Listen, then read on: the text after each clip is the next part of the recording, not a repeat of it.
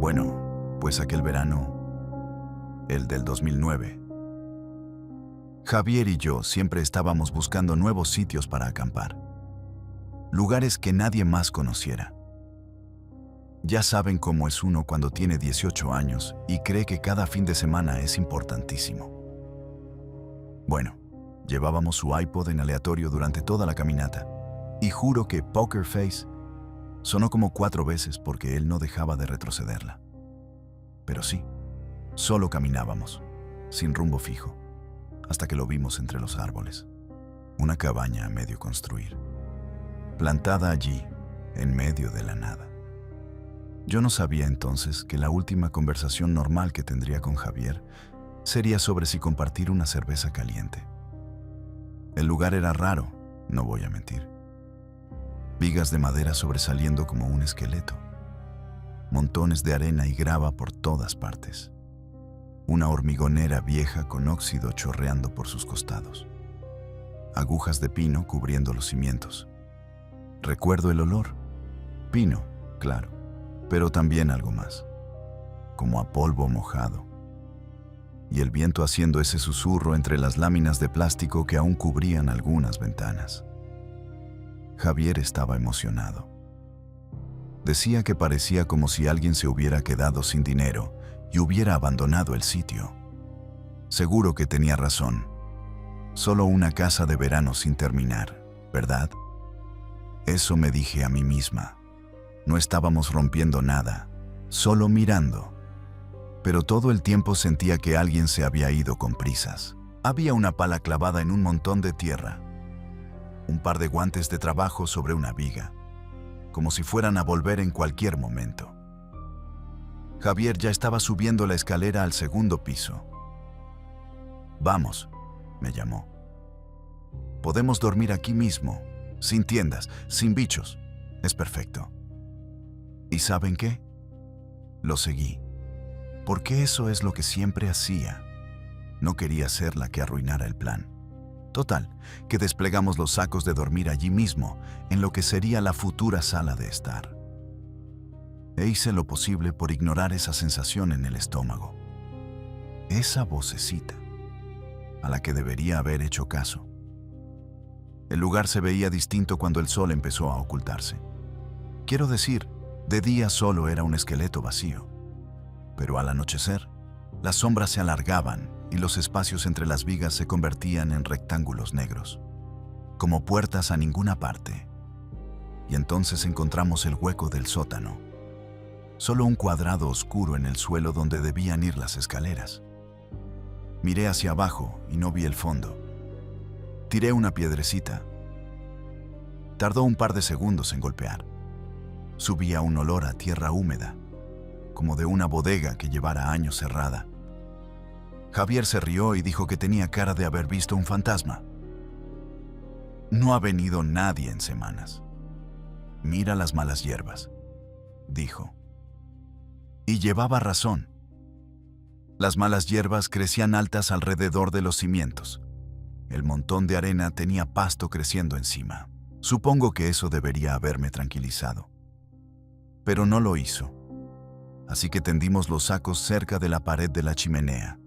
Había un agujero por donde iría la chimenea, y a través de él se veía el cielo volviéndose morado. Javier abrió una Bud Light, el paquete de 6 caliente que habíamos traído porque la hielera se rompió el mes pasado. Di un sorbo. Sabía a nada y a todo al mismo tiempo. Como que recuerdo haber pensado, está bien, solo estamos acampando en un sitio raro. La gente hace esto todo el tiempo. Javier puso su iPod en altavoz y puso algo tranquilo. Ni siquiera recuerdo qué. Yo miraba la línea de árboles. Cómo los pinos se volvían negros contra el último resto de luz anaranjada. Y entonces, silencio. El tipo de silencio que no es realmente silencio. El tipo donde te empiezan a zumbar los oídos porque no hay pájaros, ni viento, ni nada. Le pregunté a Javier si había oído eso. Me dijo, ¿oído qué? Le dije, nada, supongo. Él se durmió rápido, siempre lo hacía. Pero yo me quedé allí tirada, mirando las vigas, La madera crujía un poco, como si se asentara, o como si alguien caminara muy despacio arriba. Pero no había arriba, solo el esqueleto del segundo piso y el cielo abierto.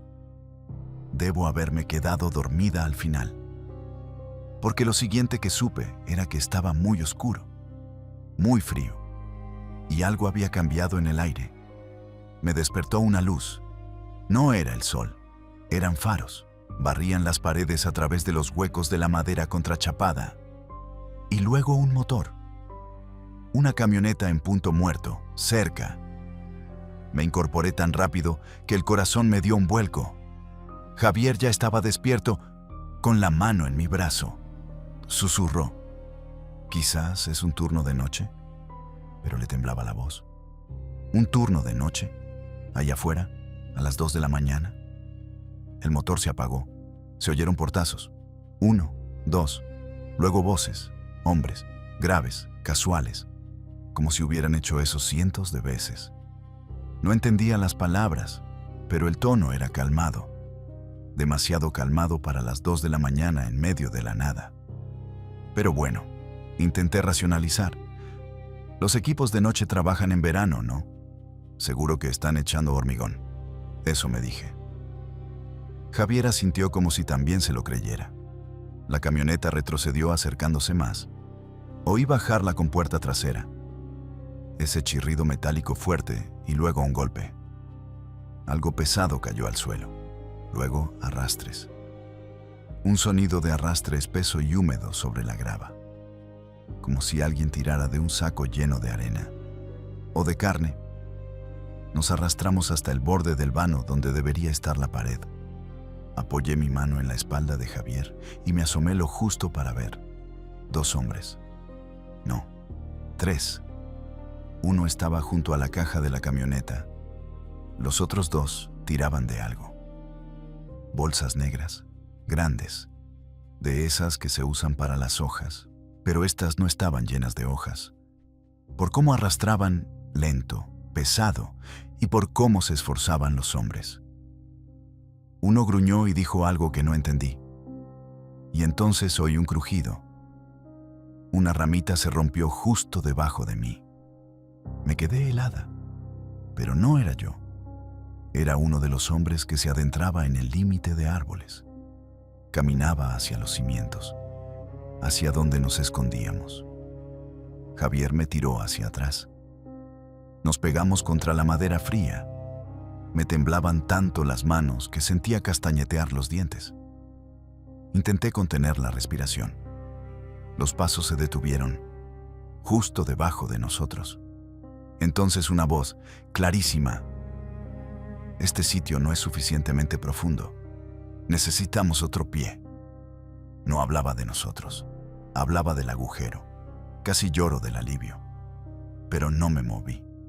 Y no aparté la vista de esas bolsas negras. ¿Saben? No dejo de pensar en ese momento. Justo antes de que entiendas algo terrible. Cuando tu cerebro todavía intenta hacerlo parecer normal. Nos quedamos pegados a esa pared lo que pareció una eternidad. Los hombres estaban trabajando justo debajo. Oía la grava crujir bajo sus botas. Y luego, un arrastre. Pesado. Lento. Como si tiraran de algo que no quería ser arrastrado. Me asomé otra vez. No sé por qué. Curiosidad, supongo. Curiosidad estúpida. Tenían esas bolsas negras, las grandes, ya saben, de las que se usan para desechos de jardín. Pero estas no estaban llenas de hojas. 2 hombres sostenían los bordes, y un tercero las guiaba hacia la zanja de los cimientos. Las bolsas estaban mojadas en la parte inferior. Manchas oscuras extendiéndose. Javier me agarró el brazo con tanta fuerza que casi grito. Me clavaba las uñas. No dijo nada. Solo señaló. Una de las bolsas tenía un desgarrón, una rasgadura en el costado, justo donde el plástico estaba estirado y delgado. Y algo estaba saliendo, algo oscuro y húmedo. La luz de la camioneta lo reflejaba, un brillo aceitoso, rojizo, negro. Como carne que ha estado mucho tiempo fuera, como hígado. No podía ver bien. Me dije que no podía ver bien. El olor me llegó un segundo después. Podredumbre. Como un ciervo muerto en verano, pero diferente. Agrio por debajo, como a bilis y a monedas viejas. Uno de los hombres soltó un taco. Dijo algo como: «Esta está goteando. Trae la otra pala». La pala amarilla. La recuerdo clarísimo. El mango estaba agrietado y envuelto en cinta aislante. La hoja estaba cubierta de barro seco. El hombre la cogió y empezó a cavar más rápido. Los otros dos bajaron la bolsa al hoyo. Cayó con un golpe húmedo y pesado. Y entonces empezaron a cubrirla. Tierra y grava, pala tras pala. No sé, le susurré a Javier. Quizás son residuos de construcción, productos químicos o pintura vieja. A veces se entierra así lo tóxico. Estaba mintiendo y lo sabía, pero decirlo en voz alta lo hacía sentir menos real. Javier no respondió. Temblaba, todo el cuerpo. Los hombres seguían cavando, cubriendo. 3 bolsas, 4. El olor empeoró, o quizá yo me estaba acercando demasiado, como si no pudiera respirar sin saborearlo. Y entonces, no sé por qué hice esto. Me incliné un poco más, para ver el fondo de la zanja, para ver qué había realmente en esas bolsas. Fue entonces cuando se me resbaló la mano. La linterna estaba en mi mano. La vieja Maglite, ya saben, de metal, pesada, con un botón de goma gastado en la parte trasera. La había forrado con cinta años atrás porque la tapa de las pilas no paraba de soltarse. La sostenía como si fuera un salvavidas. Y entonces la palma se me sudó. Cambié el peso. La Maglite rodó fuera de mis dedos. La vi caer. Juro que pasó en cámara lenta, dando vueltas sobre sí misma, el haz de luz girando a través de las vigas, sobre las caras de los hombres de abajo. Por un segundo, todos miraron hacia arriba. 3 caras, pálidas, sudorosas, ojos muy abiertos. La linterna golpeó una tubería de metal. Clang. El sonido resonó por todo el esqueleto de la casa, como una campana, como una alarma. Todo se detuvo. Las palas, las voces, el viento. Solo el silencio, ese silencio denso y pesado, donde se escuchan los latidos de tu propio corazón. Luego una voz, calmada, demasiado calmada. ¿Quién anda ahí? Nadie se movió. Otra voz, más cerca. Hay alguien arriba. Y entonces el que habló primero, dijo lentamente, como si estuviera disfrutándolo: «Salgan, no les haremos daño». Y entonces, ¡ay Dios!, entonces lo oí. El raspar de las palas al ser levantadas, el crujir de las botas sobre la grava, acercándose a los cimientos. Javier me tiró hacia atrás. Nos arrastramos detrás de una pila de madera contrachapada. Estaba apoyada contra la pared lejana, cubierta de polvo y telarañas. Nos metimos en el hueco entre la madera y la pared. Pegamos la espalda contra el hormigón frío. Sentía el corazón de Javier latiendo con fuerza a través de su brazo. Pasos. En la grava afuera. Luego sobre la estructura de madera. Las tablas del piso crujieron. Intenté respirar por la boca, callada, despacio. Pero la nariz se me llenaba de ese olor. Podredumbre y agrio y tierra húmeda. Pensé que iba a vomitar.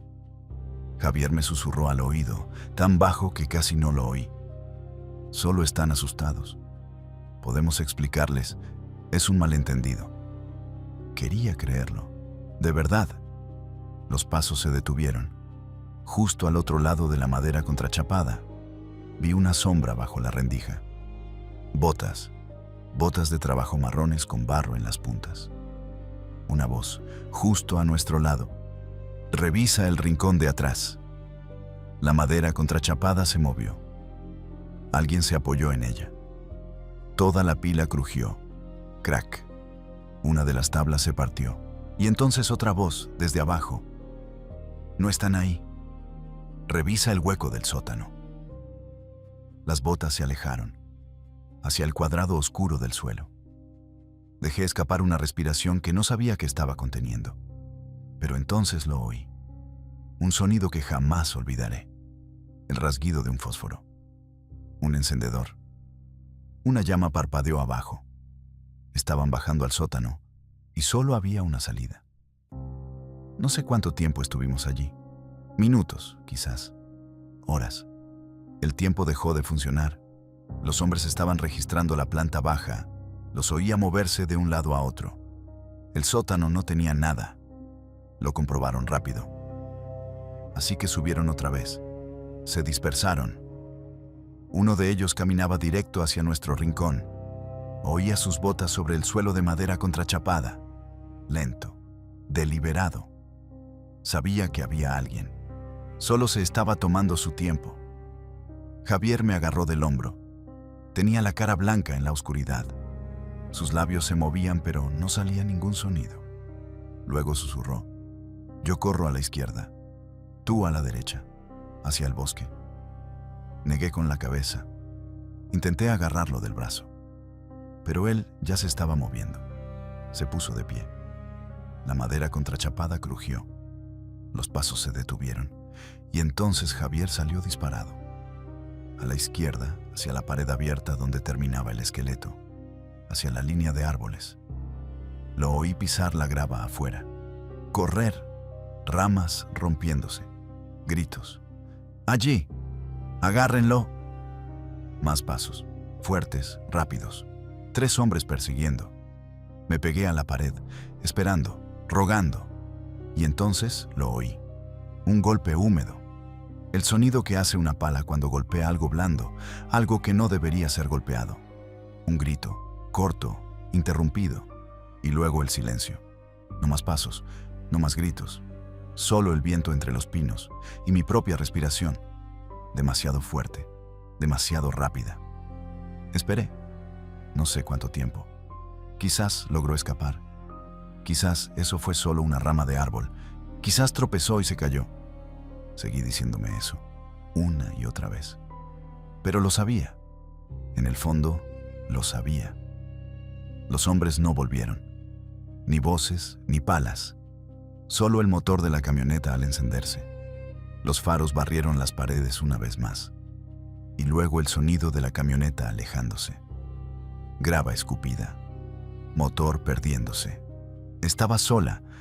Salí arrastrándome de detrás de la madera. Las piernas no dejaban de temblarme. Llegué hasta el hueco del sótano. Miré hacia abajo. El suelo de tierra estaba fresco, revuelto. Y en la esquina, un pequeño hueco. Una ventana medio cubierta por una tabla de madera. Me escurrí por ahí. La tabla me raspó la espalda. La camiseta se me rompió con un clavo. Dejé un pedazo allí. La camiseta de Javier, en realidad. Se la había pedido prestada hacía meses y nunca se la devolví.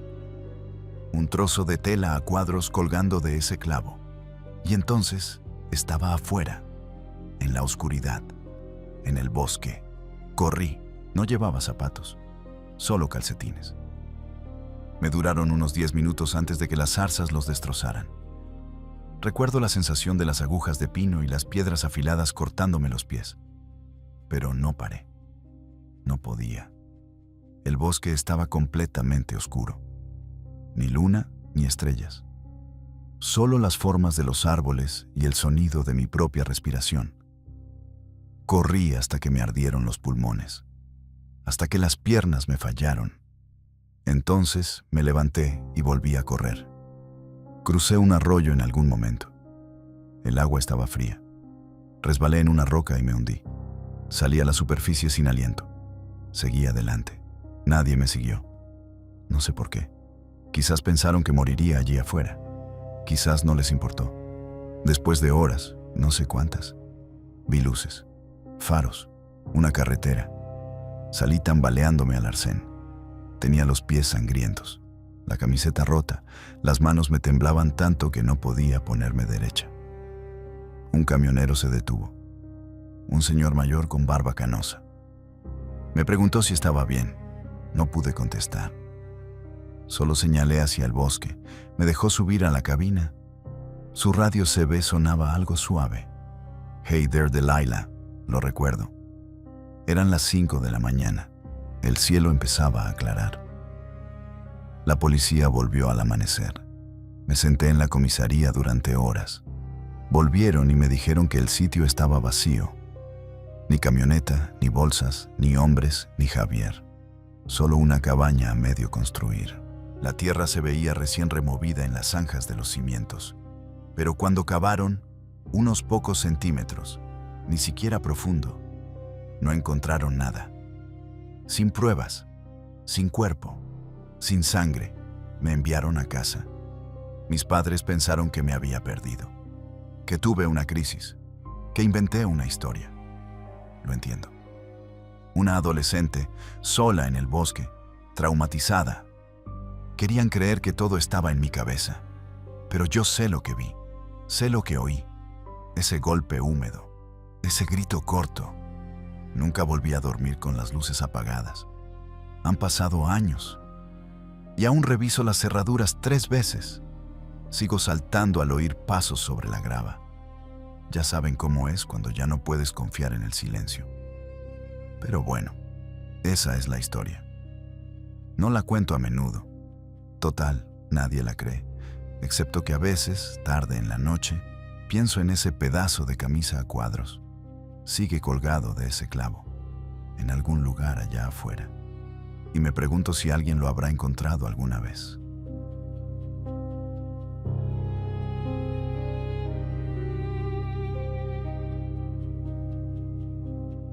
Bueno, pues resulta que estábamos en 2011.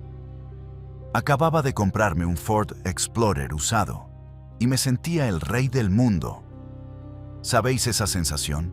Mi primer coche decente, con aire acondicionado que funcionaba, radio que pillaba algo más que estática. Recuerdo que sonaba Pumped Up Kicks cuando salí de mi calle. Vamos, que ese tema sonaba hasta en la sopa. Quedé con Marta en una cabaña rural, una cosa rústica en el monte, como a 1 hora de la ciudad. A ella le encantaban esas cosas.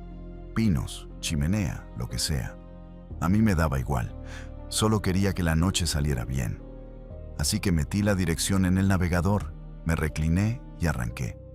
El principio fue bien, autopistas, salidas, carreteras normales. Pero entonces el navegador me dijo que girara en una pista de grava que nunca había visto. Pensé, vale, igual es un atajo. Todavía había luz, llevaba el depósito lleno. Vamos, ¿qué podía salir mal? Lo que no sabía entonces es que el navegador no me llevaba a ninguna cabaña. Me llevaba a una trampa. La grava se convirtió en tierra. La tierra en 2 rodadas entre los árboles. Las ramas crujían bajo las ruedas. Crack, crack, como huesecitos. El olor a pino se hizo tan intenso que casi me mareó. Pero seguí. La pista estará vieja, me dije. El navegador no estará actualizado. Así que seguí adelante. Y entonces empezó a anochecer. Después de unos 10 kilómetros de esto, el navegador me dijo que girara a la izquierda. Recuerdo mirar la pantalla y pensar, no tiene sentido, no hay nada por aquí. Pero giré igual. Supongo que no quería admitir que estaba perdido. Fue entonces cuando lo vi.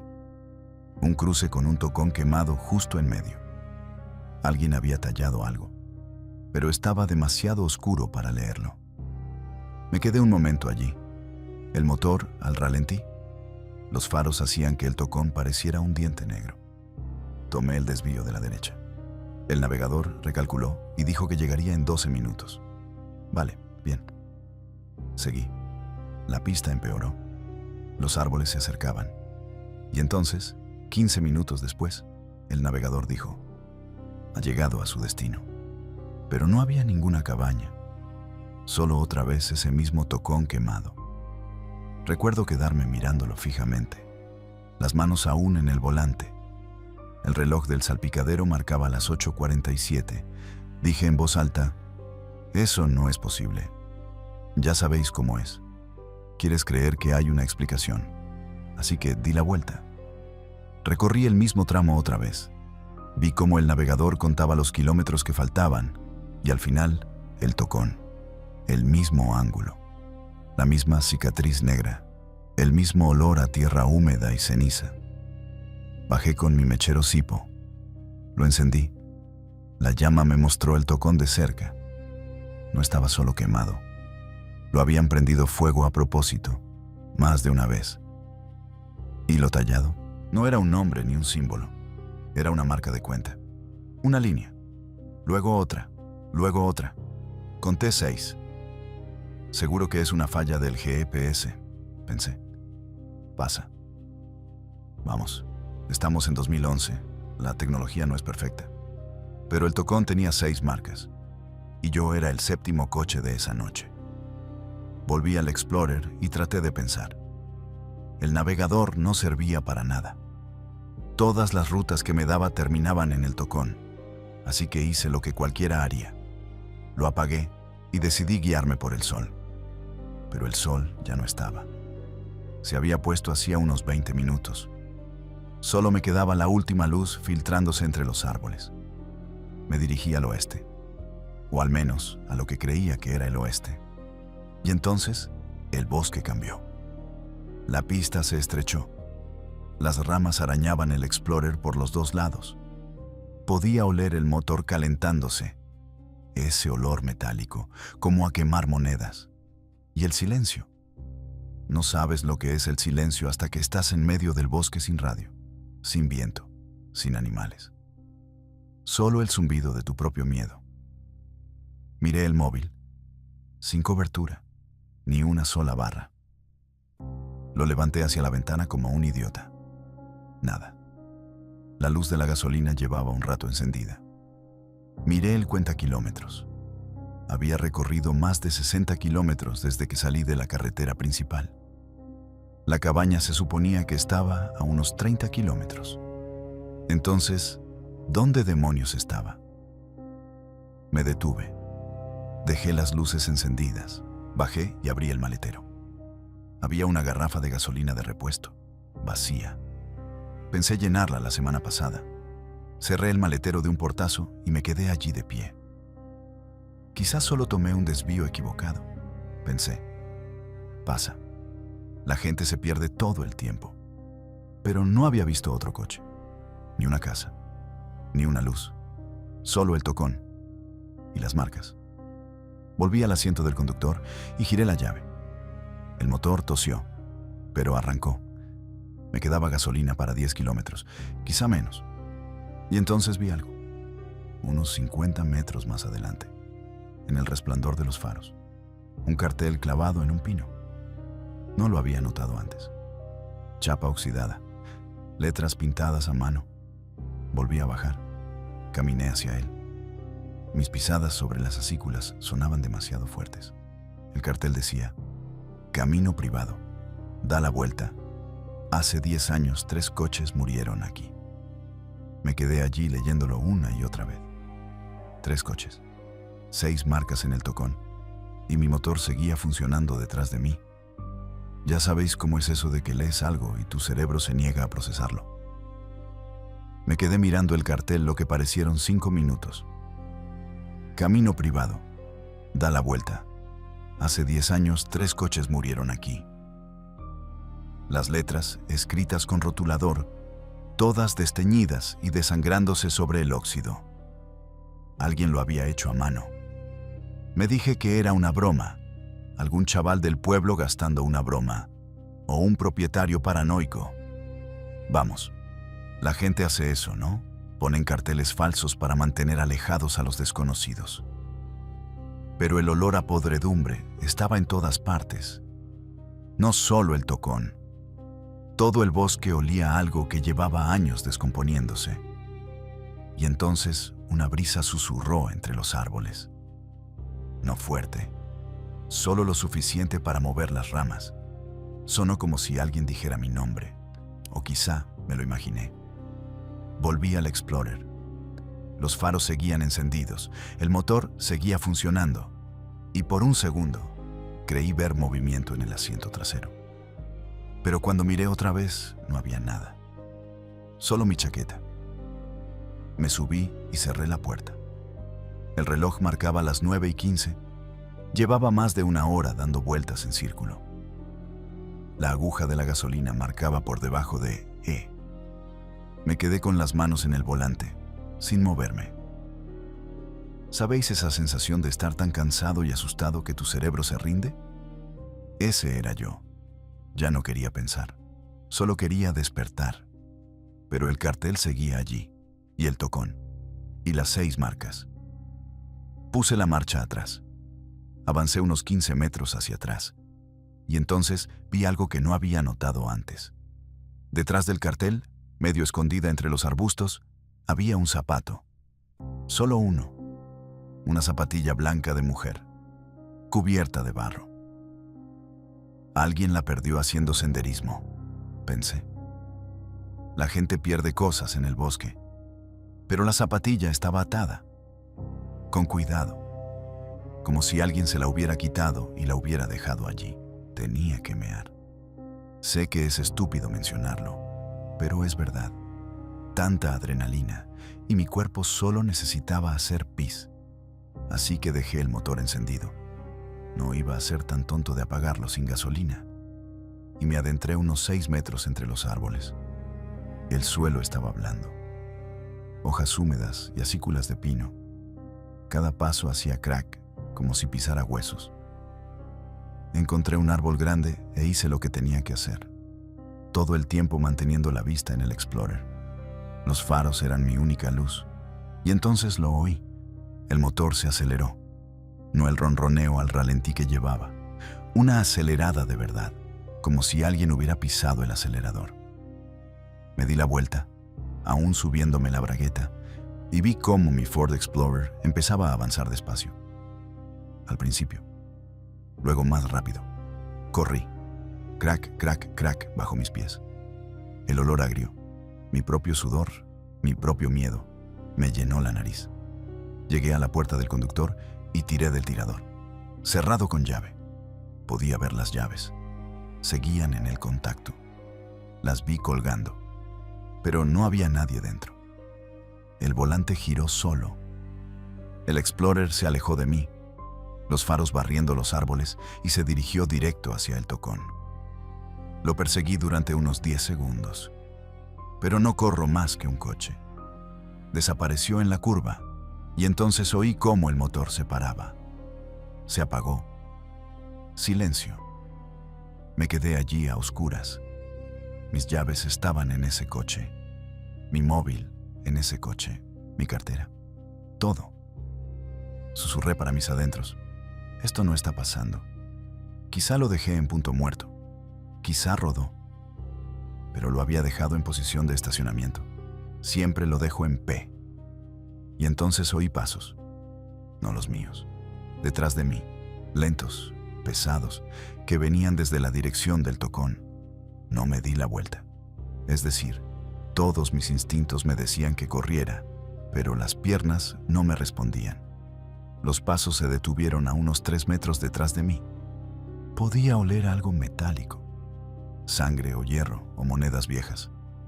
Tan fuerte que casi vomito. Entonces una voz, ni fuerte, ni un susurro, plana, como alguien leyendo una lista de la compra. Dijo, dejaste las llaves puestas, eso es culpa tuya. Por fin me giré. No había nadie. Solo los árboles, la oscuridad y el tocón a unos 50 metros con mi Explorer aparcado a su lado. Pero en el suelo, donde habían estado los pasos, había marcas. No eran pisadas, eran arrastres, como si alguien hubiera estado tirando de algo muy pesado. Y al final de los arrastres, una mochila. No la mía, vieja, rota. Me agaché y la abrí. Dentro, una cartera con un carnet de identidad de 2009, un móvil que no encendía, un navegador con la pantalla rota y una libreta. En la última página decía, el GPS dice que gire aquí, pero no hay nada. Sin gasolina, alguien sigue moviendo mi coche. Levanté la vista hacia mi Explorer. Los faros estaban apagados ahora. La luz interior estaba encendida y pude ver, apenas, la pantalla del navegador en mi salpicadero. Ya no mostraba la ruta a la cabaña. Mostraba una sola coordenada. Las memoré. 42,xxxx menos 3,xxxx. Lo busqué después. Esa ubicación es solo bosque, sin carretera, sin casas, nada. Alguien había redirigido el navegador. No era un fallo, no era un error. Alguien quería que los coches vinieran aquí. Alguien quería que se quedaran sin gasolina. Alguien quería que dejaran las llaves puestas.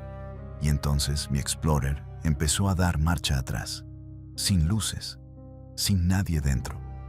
Directo hacia mí, eché a correr. No recuerdo mucho más. Solo ramas golpeándome la cara, los pulmones ardiendo y la oscuridad. Corrí hasta que no pude oír el motor. Y seguí corriendo. Encontré una pista de tierra después de casi una hora. Un agricultor en una camioneta vieja me encontró caminando por el medio. Me dejó usar su teléfono. La policía fue hasta las coordenadas. Encontraron el tocón, encontraron el cartel, encontraron la mochila con el carnet de 2009. Encontraron arrastres que se adentraban en el bosque y terminaban en un montón de neumáticos viejos. No encontraron mi Ford Explorer, ni rastro, ni huellas de neumáticos, ni ramas rotas, nada. El policía me dijo, «Tienes suerte de estar vivo». Pero lo dijo como si no me creyera, como si me lo hubiera inventado todo. Una semana después, recibí un correo de Airbnb. Su reserva ha sido cancelada. El anfitrión dice que usted nunca llegó. Revisé el anuncio. Había desaparecido. La cuenta que me había enviado la dirección ya no existía. Y entonces revisé el historial de inicio de sesión de mi cuenta del navegador. Había un inicio de sesión de la noche en que me perdí. Desde una dirección IP, la rastreé. La geolocalización de esa IP era el centro de ese bosque. Alguien había entrado en mi cuenta desde el bosque.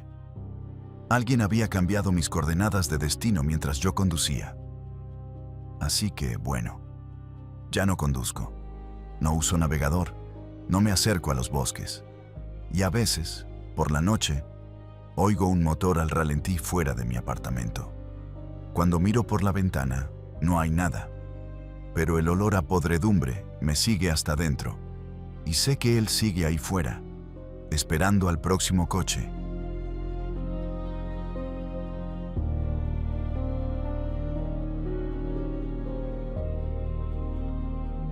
Bueno, esto pasó allá por 2011. Lo recuerdo porque acabábamos de conseguir el Ford Explorer de la madre de Clara para el fin de semana, y en la radio sonaba Pumped Up Kicks, justo antes de aparcar. ¿Conocéis esa canción? Hoy parece siniestra, pero entonces era solo una tonadilla. Mía y yo ya habíamos hecho el sendero principal de la Sierra de Guadarrama. El camino oficial, quiero decir. Estaba lleno de familias y de parejas mayores con bastones. Pero esa vez queríamos aventura. Vimos un desvío marcado con cintas azules atadas a los árboles, como si alguien lo hubiera señalado a propósito. Parecía fácil. Entonces apareció un señor mayor. Tendría 60 y tantos, botas sucias. Parecía que llevaba días perdido. Nos dijo muy callado, «Ese camino ya no se mantiene. Mejor quédense en el circuito principal». Yo solo sonreí y le di las gracias. Pero Mía puso los ojos en blanco en cuanto se dio la vuelta. En ese momento no sabía que alguien ya nos estaba vigilando desde el bosque. Y que las cintas azules no eran un atajo. Eran una trampa. Total, que cogimos el desvío. El suelo estaba húmedo por la lluvia de la noche. Todo olía a tierra mojada y hojas podridas. Y se oía un ruido lejano, como truenos. Pero el cielo estaba despejado. Pensé que sería un avión. O mi estómago, porque solo llevábamos barritas de cereales. Las cintas eran fáciles de seguir, azules brillantes, cada 15 o 20 metros. Alguien se había tomado mucho trabajo. Recuerdo que dije, Será algún proyecto de los Scouts. Mia se rió y dijo que el viejo solo era un paranoico del lugar. Así que seguimos. Al cabo de una hora, los árboles se hicieron más densos. Las cintas seguían apareciendo. Ya sabéis cómo en las películas de terror siempre dicen deberíamos volver. Pues no lo hicimos. Creímos que éramos más listas. Pues no. Lo primero raro fue la base. Llegamos a un claro y había una construcción vieja. Parecía una estación de monitoreo forestal abandonada de los años 70. Pero lo curioso es que estaba demasiado limpia. Sin telarañas, sin excrementos. Vacía. El aire olía a herrumbre y metal viejo, como una caja de herramientas olvidada bajo la lluvia. En las paredes, alguien había escrito una y otra vez con bolígrafo Bic: roban caras, roban caras, roban caras. Algunas letras estaban borrosas, como si quien lo escribió temblara. Me reí y dije que serían pintadas de adolescentes. Mia no se rió. Estaba junto a la ventana, mirando hacia el bosque. Había envoltorios de comida militar en el suelo. La fecha era de 2008, así que alguien había estado allí hacía poco. Pero no adolescentes. Los adolescentes no comen raciones militares. Oí un crujido fuera, como botas sobre hojas secas. Me giré, pero no había nadie. Mia dijo que sería una ardilla. Yo dije que sí, probablemente. Pero las dos dejamos de hablar. ¿Sabéis esa sensación de que tu cerebro sabe que algo va mal, pero tu boca no lo dice? Pues eso. Deberíamos habernos ido entonces. Lo hablamos, pero el sol seguía alto y solo llevábamos 2 horas andando. Mia dijo: sigamos las cintas un poco más. Tiene que haber un lago o algo más adelante. Así que cogimos las mochilas y volvimos al camino. Las cintas seguían allí, azules brillantes, fáciles de seguir. Y luego, como 1 hora después, busqué mi botella de agua y estaba vacía. La de Mia también. Las dos la habíamos terminado sin darnos cuenta. El calor era peor ahora. No por el sol, sino porque los árboles bloqueaban el viento. El sudor pegaba la camiseta a mi espalda. Seguimos andando. Pero entonces pasamos 2 veces junto al mismo árbol roto. Estoy segura. Era un roble grande partido por un rayo, con una cinta azul atada a la rama más baja. Lo recuerdo porque pensé: alguien trepó hasta ahí para atarla. La segunda vez que lo vimos, Mia se paró. Estamos dando vueltas, dijo. Saqué mi iPhone 4. Sin cobertura. El GPS daba vueltas sin conectar. Dije que quizás se había muerto la batería. Pero tenía el 60% de carga. No se lo dije a ella. Entonces ella señaló una cinta atada a algo blanco. Me acerqué. Era un hueso, pequeño, como una costilla o un hueso de ave. La cinta estaba bien apretada alrededor. El hueso estaba limpio, sin carne, sin olor, solo blanco y seco. Noté un sabor amargo en la garganta. No del aire, sino del miedo. ¿Sabéis ese gusto? Como a monedas y vómito mezclados. Alguien está haciendo esto a propósito, susurró Mia. Quise decir solo, es un animal. Pero los animales no atan cintas. Y entonces oímos un crujido detrás. No una ramita. Una rama grande, algo pesado pisando. Nos giramos las dos. Nada. Solo árboles. Pero el sonido venía de un punto donde las cintas azules se adentraban más en el bosque. Y entonces, como una idiota, empecé a caminar hacia allí. Seguimos andando otra hora, o quizá 2. Ya no lo sé. Mi reloj Garmin marcaba 0 pasos, como si se hubiera rendido. La batería no estaba muerta, solo dejó de funcionar. ¿Sabéis esa sensación cuando tus herramientas empiezan a mentirte? Las cintas azules nos seguían llevando en círculos. Pasábamos por el roble con el hueso, luego por el claro con la base de monitoreo, luego otra vez al roble. Empecé a marcar los árboles con las llaves, rayando la corteza. Y luego, Volvíamos a esas mismas marcas. Así que dejé de fingir. Mía seguía diciendo que sería un animal que nos rodeaba. Pero los animales no atan cintas, y los animales no se mueven en líneas rectas como lo hacían esas huellas. Volvimos a entrar en la base. Las frases en la pared habían cambiado. Lo juro por Dios. Había una nueva. Te quitan la cara mientras duermes. La misma letra, el mismo bolígrafo Bic, pero reciente, como si alguien la hubiera escrito 20 minutos antes. Oí pasos fuera. Lentos, pesados. No eran los de Mía. Ella estaba a mi lado, inmóvil. Los pasos se pararon justo al otro lado de la puerta. Luego silencio. Y luego un susurro. No entendí las palabras, pero estaba muy cerca. Al otro lado de la pared. Mía me agarró el brazo con las uñas clavadas y susurró. ¿Hay alguien aquí dentro con nosotras? Dije que no, que solo era el viento. Pero no corría ni una brisa. El aire estaba completamente quieto. Y el susurro sonó otra vez, más cerca. Fue entonces cuando lo admití. Miré a Mía y le dije, nos están guiando a propósito. Alguien quiere que estemos aquí. Ella no discutió. Solo señaló la puerta. La cinta azul que estaba atada al pomo había desaparecido. Y en su lugar había una nueva, roja. Supongo que ya sabíamos que íbamos a morir allí. Pero seguimos andando. ¿Qué otra cosa podíamos hacer? El sol empezaba a bajar. Esa luz anaranjada que hace que todo parezca falso.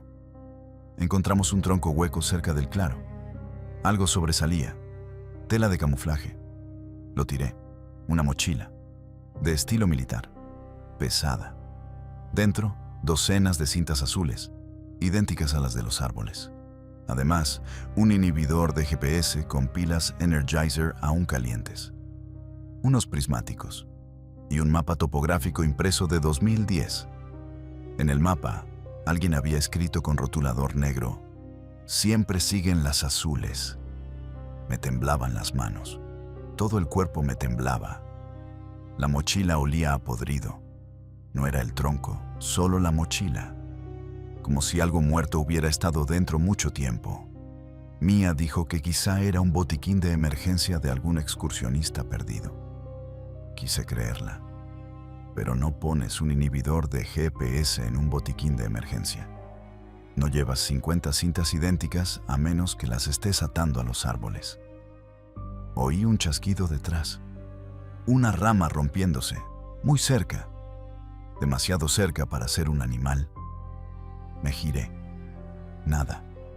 Solo árboles. Pero los prismáticos estaban manchados de algo oscuro. No era tierra. No quise olerlo. Tenemos que correr, dijo Mía. Miré el mapa. El sendero principal estaba a unos 3 kilómetros al oeste. Pero todas las cintas azules llevaban al este, más adentro del bosque. Alguien había reconfigurado todo el camino. No era casualidad, estaba planeado. Entonces vi algo moverse entre los árboles, a ras de suelo, rápido. No era un animal, era una persona. Vestía algo oscuro, nos miraba. Dejé caer la mochila y echamos a correr. Corrimos sin sendero, sin cintas, directo al oeste, entre la maleza. Las ramas me azotaban la cara, los pulmones ardían. Mis zapatillas Asics estaban llenas de barro, resbalaban en cada raíz. Mía iba adelante. Entonces lo oí, una ramita al romperse, justo detrás de mí. No miré atrás. Sabía que alguien estaba ahí, manteniéndose justo fuera de mi vista. Podía oír su respiración, pesada, deliberada, como si ni siquiera estuviera cansado. Tropecé. El tobillo se me giró. Sentí un chasquido. No un hueso, quizá un ligamento. El dolor era metálico, como masticar papel de aluminio. Grité. Mía se paró y me agarró del brazo. «Levántate», dijo. «Levántate ahora». Lo intenté. El tobillo no aguantaba. Cojeé. Cada paso era un látigo de dolor. El bosque se quedó en silencio. Sin pájaros, sin viento. Solo nuestras pisadas y la cosa que nos seguía. Vi luces de coche entre los árboles, un resplandor naranja. La carretera principal, quizá a 400 metros. Mía me llevó medio a rastras. Salimos al arcén de grava. Venía un coche. Agité los brazos. El conductor paró. Era un hombre mayor. Nos preguntó si estábamos bien. Dije que no, que alguien nos seguía. Miró al bosque detrás de nosotras. No había nada, solo oscuridad, y los faros de su coche iluminaron el borde del bosque. Vi una figura que se retiraba hacia las sombras. Solo un segundo. Luego desapareció. El hombre dijo que no había visto nada, pero nos dejó subir. Mía lloraba. Yo temblaba tanto que no podía abrocharme el cinturón. Cuando arrancamos, miré por la ventanilla trasera. El borde del bosque estaba vacío, pero en el árbol más cercano había una cinta azul, atada a la altura de los ojos. Reciente. Total, que llamamos a la policía desde una gasolinera. Eran las 11:47 de la noche. Lo recuerdo porque el ticket se me pegó en la mano sudada. El dependiente nos dejó usar su teléfono. Un Nokia de esos que no se mueren nunca. Los policías llegaron 1 hora después. 2 agentes. Tomaron declaración. Luego registraron la zona. Volvieron 2 horas más tarde. Dijeron que no encontraron nada. Ni cintas, ni inhibidor de GPS, ni mochila, ni huellas aparte de las nuestras. Dije, revisen la base de monitoreo forestal. El agente me miró como si estuviera loca. Me dijo que esa base la demolieron en 2009, que solo quedaba hierba. Mía se puso a llorar otra vez. Yo me quedé sentada. El tobillo me había hinchado como una toronja.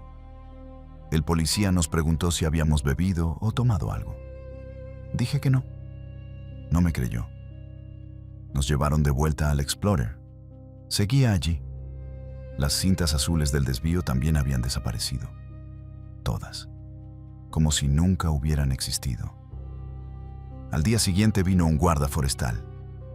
Dijo que seguramente nos perdimos y entramos en pánico, que nuestro cerebro inventó el resto, que pasa todo el tiempo, deshidratación y miedo. Pero yo sé lo que vi. Esa noche en casa de Clara, tumbada en su sofá con hielo en el tobillo, me vibró el móvil. Número desconocido. Casi no lo abro. El mensaje decía, ¿todavía tienes tu cara? Se lo enseñé a Mía. Se puso blanca. Llamamos otra vez a la policía. Dijeron que sería una broma, que alguien consiguió nuestro número en la gasolinera. Pero lo cierto es que yo no le di mi número a nadie en la gasolinera. Y el mensaje llegó a las 3:17 de la madrugada. Mi móvil dice que el número no existe. Cuando intento devolver la llamada, solo oigo una grabación, una línea muerta, estática. Y a veces, muy tarde, oigo un susurro al otro lado. Así que ya no hacemos senderismo. Y todavía miro las ventanas antes de dormir. Porque quien ató esas cintas no ha terminado. Solo espera al próximo grupo de chicas que crea que un camino azul es seguro. Y lo último que diré es esto. Si alguna vez veis cintas azules en el bosque, no las sigáis. Dad la vuelta, corred y rezad para que aún no hayan visto vuestra cara.